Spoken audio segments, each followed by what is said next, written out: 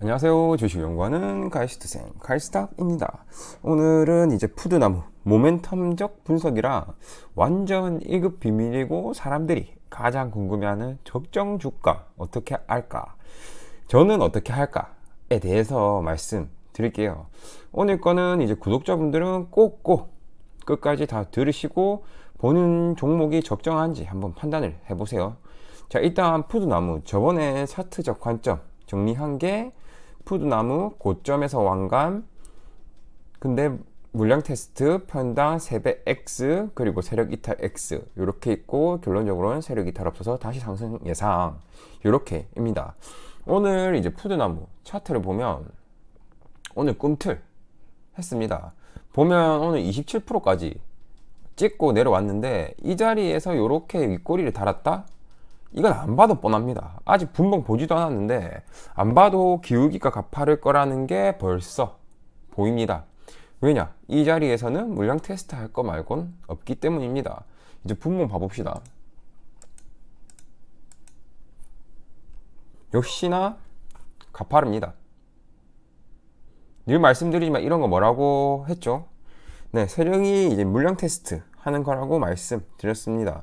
긴 꼬리단 양봉 플러스 세력의 물량 테스트 관련 영상은 또 예전에 영상에 다 업로드 했으니까 이 오른쪽 상단에 카드 달아 놓을 테니까 참고하실 분은 참고하세요. 다시 일봉으로 가서 그럼 차트적 관점을 추가하면 됩니다. 푸드나무 고점 완간 이지만 물량 테스트 했고 평단 3배 이상 아니고 그 다음 세력 이탈이 없다. 물량 테스트 보시면 물량 테스트까지 완전히 진행, 세력 이탈 없어서 다시 상승 예상 이렇게 하면 됩니다. 이제 모멘텀적 관점을 들어가 봅시다. 제가 본 푸드나무 모멘텀이 뭐였나요? 네, 푸드나무 모멘텀은 실적 지속적 상승에 따른 주가 상승 이거였습니다. 우선 모멘텀적 관점이랑 재무 관점이랑 엮여 있어서 한꺼번에 볼게요.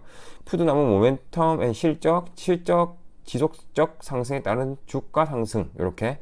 이제부터 이제 적정 주가를 알기 위한 초석 부분이니까 최소한 제 구독자분들은 꼭 집중해서 보세요. 아마 길어져서 2편으로 쪼개질 것 같긴 한데 일단 해봅시다. 그럼 이제 재무 차트로 넘어가 봅시다. 우선 연간으로 봅시다. 재무 차트는 이제 최소한 구독자분들은 저랑 동일하게 세팅하시길 바랍니다. 재무자표에 비해서 상당히 빠르게 파악이 가능하기 때문에 무조건 세팅하시길 바랍니다. 제가 재무 차트에서 제일 중요하게 보는 게 뭐라고 했죠?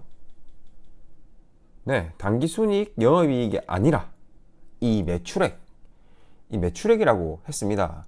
그 이유는 또 뭐라고 했죠? 이것도 예전에 다 말씀드렸습니다. 다시 한번 반복해 드릴게요. 왜냐? 반복은 오래 기억에 남기 때문입니다. 자, 제가 당기순이익 영업이익보다 이 밑에 있는 당기순이익과 영업이익보다 이 매출액이 중요하다고 한 이유가 뭐였나요? 네, 첫 번째가 그 시장의 자체의 크기가 커지고 있다. 두 번째, 그 시장은 그대로지만 시장 점유율이 올라가고 있다. 요 두 가지. 다시 말하면 매출액이 가장 중요한 이유는 시장 자체 또는 시장 안에서 점유율이 어떻게 되는지를 알 수가 있다. 이거입니다. 이거만 알면 향후 주가가 어떻게 될지는 충분히 예상이 가기 때문입니다. 자, 그럼 반면에 당기순이익과 영업이익은 어떨까요? 이걸로 미래의 주가를 예상이 가능할까요? 불가능합니다. 아니다. 좀 더 정확하게 말씀드리면 완전히 불가능한 건 아니지만 예상 가능한 게 10에서 20% 정도라고 저는 생각을 합니다. 왜냐? 재무제표 자체가 당기순이익, 영업이익은 매출액에서 작다한 비용이 더해지고 빠지고 하기 때문에 순수성이라고 해야 되나? 여튼 한 번 더 가공을 하기 때문입니다. 여기 부분 이해가 가나요? 좀 더 쉽게 예를 들어드리면 이해는 이제 최대 쉽게 예를 든 겁니다. 만약 1월에 건물이나 토지 같은 자산이 가격이 떨어졌을 때 1년 중 언제 반영을 할까요? 아마 법적으로 정해진 기준이 있을 건데 대부분은 허용하는 범위에서 본인들이 원하는 분기에 넣을 겁니다. 이것처럼 2차적으로 또 더해지는 이익들 이런 게 있어서 순수성이 떨어진다는 겁니다. 이제 쉽게 정리를 해드리면 매출액이 원재료, 당기순이익, 영업이익이 1차 가공품 이렇게 생각하면 됩니다. 결론적으로는 매출액인 원재료, 당기순이익, 영업이익, 1차 가공품. 결론적으로 매출액이 우상승인 게 재무제표에서 가장 중요하다. 이렇게 되겠네요. 물론 부채 비율이랑 유동 비율은 아래쪽에 보면 부채 비율이랑 유동 비율이 있거든요. 이 비율은 기본적으로 봐야 되는 값입니다. 부채 비율이랑 이제 유동 비율은 상패당하는 종목 걸러내기 위해서 무조건 봐야 합니다. 이거는 패시브적으로 무조건 봐야 합니다. 다시 정리를 할게요. 매출액이 원재료, 당기순이익, 영업이익, 1차 가공품. 그래서 근데 이제 부채 비율이랑 유동 비율은 기본적으로 상패 거래는 목적으로 무조건 봐야 함. 매출액이 우상승인 게 재무제표에서 가장 중요하다. 이렇게 되겠네요. 자, 그럼 이제 푸드나무의 재무 차트를 봐봅시다. 작년 2021년도 매출액이 어떻나요? 역시나 또 매출액이 올랐습니다. 오른 이후에는 국내 시장도 커진 게 역할을 하고 있지만 중국 시장도 진출을 하고 있는 게 역할을 더 하고 있는 듯 합니다. 앞으로 매출액이 계속 오를 것으로 충분히 예상이 가고 있습니다. 동시에 식료품 주로서 인플레 관련주로 앞으로 계속적으로 인플레이션 상태일 건데 그 모멘텀 역시 좋게 작용을 할 겁니다. 근데 여기서 이제 푸드나무는 좀 더 보실 게 있습니다. 무엇을 봐야 하나? 바로 이 당기순이익. 급격히 떨어진 이 당기순이익. 좀 봐야 합니다. 보시면 당기순이익이 상당히 줄어들었습니다. 그쵸? 이 당기순이익이 왜 줄어들었을까요? 그거는 또 이 아래 매출 원가, 이 파란 색깔이 매출 원가거든요. 이 매출 원가를 보시면 오른쪽 위로 계속 올라가고 있습니다. 값을 보면 1338억이었고 저번 연도가, 그리고 그 저번 연도가 758억입니다. 무려 더블로 올라섰습니다. 그러니까 당연히 매출 당기순이익이 63억이고 이번에는 3억밖에 안 되는 겁니다. 이 매출 원가가 상당히 많이 올랐습니다. 그래서 이걸 다시 말하면 닭값이 오른 겁니다. 닭값이. 그래서 이제 또 윙이푸드를 보면 요 앞전에 갑작스런 이 윗꼬리를 단 이 매집봉들이 갑자기 많아졌죠? 왜 갑자기 많아졌을까요? 갑자기 충분히 예상이 되죠. 그리고 앞으로 주가가 어떻게 될까요? 그것도 충분히 예상이 가죠.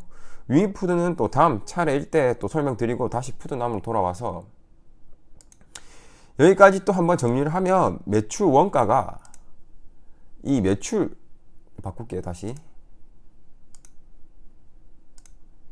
돌아오면 이제 이 매출 원가가 올라가서 순이익이 줄었다. 이렇게 되겠네요. 그럼 푸드나무는 앞으로 어떤 방식을 취할까요? 여러분이 경영진이라면 아마도 판매가를 올릴 겁니다. 근데 여기서 문제가 이 닭가슴살 판에 경쟁사가 많다는 겁니다. 그래서 여기서 아마 고민을 좀 할 겁니다. 경영진은 판매가를 올릴 것인가 아니면 진짜로 치킨 파니까 치킨 게임을 할 것인가. 제 생각에는 무난하게 판매가를 올릴 것으로 보입니다. 만약 판매가가 적당히 올라가면 당연히 헬창들이 계속 사모을 거고 판매가가 올라가니까 이 매출액은 또다시 증가하고 이익 부분도 개선이 될 것으로 예상이 됩니다. 그리고 식료품이 왜 인플레이션 관련주인지 이유가 여기서 나옵니다. 오른 가격은 내려오지를 않습니다. 좀처럼. 근데 만약에 인플레가 끝나고 판매 원가가 이 밑에 이 매출 원가가 내린다면 가격 판매가는 그대로고 매출 원가는 줄어들었다? 당연히 이 당기순이익은 올라갈 수밖에 없고 결론적으로는 수익성이 더 좋아질 겁니다. 이래서 식료품은 인플레 주다라는 거 하는 겁니다. 여기까지 푸드나무 총 정리를 하면 푸드나무 차트는 이제 고점인데 다시 차트를 보면 설명 드릴게요. 총 정리를 하면 차트 고점이고 왕관이 나왔지만 물량 테스트를 한 거고 보시면 이 앞전에 요거 먹어치우려고 한 거고 평단 왜냐? 평단에는 3배가 안 됐고 그 다음 세력 이탈이 없어서 그래서 그리고 플러스 여기서 물량 테스트까지 완벽하게 진행됐고 세력 이탈 없어서 다시 상승이 충분히 예상이 되고 모멘텀과 재무는 단기 순이익이 좀 빠졌지만 이거는 충분히 향후 오히려 증가할 것으로 커버가 가능할 것으로 보이고 매출액은 여전히 지속적으로 상승하고 내년도 충분히 이번 연도도 역시 매출액이 지속적 상승으로 보인다. 그리고 인플레이션 관련주로 관심을 현재 받고 있는 중입니다. 이렇게 정리가 되겠네요. 이제 제가 왜 아직도 들고 있는지 이제는 다 아실 겁니다. 이제 지금까지 적정 주가를 어떻게 평가를 할까에 대한 초석을 다진 겁니다. 이 적정 주가를 판단하는 평가 방법은 이제 저만의 방법입니다. 오늘 거 제대로 이해하신 분들은 아마도 눈치를 챘을 겁니다. 아직 모르시겠는 분들도 괜찮습니다. 상관없습니다. 오늘 거 최대한 이해를 해보시고 다음 영상 보시면 바로 아실 겁니다. 이게 방법은 정말로 간단한데 앞에 내용을 알고 써먹는 거랑 그냥 기계적으로 외우고 써먹는 거랑 완전 천지 차이니까요. 그러니 꼭 앞에서 제가 설명드렸던 부분을 이해를 대충이라도 하시고 다음 영상을 들으시길 바랍니다. 그리고 제가 했던 내용을 좀 더 깊이 고민해보고 본인 것도 한번 해석도 해보고 이러시면 이럴수록 더욱더 본인의 능력은 올라가는 거니까요. 네, 오늘은 이 정도 하고 다음 영상에서 이제 적정 주가 제가 어떻게 평가하는지 방법에 대해서 말씀드릴게요. 네, 오늘은 여기까지. 컷하고 도움되셨다면 구독, 좋아요 감사합니다.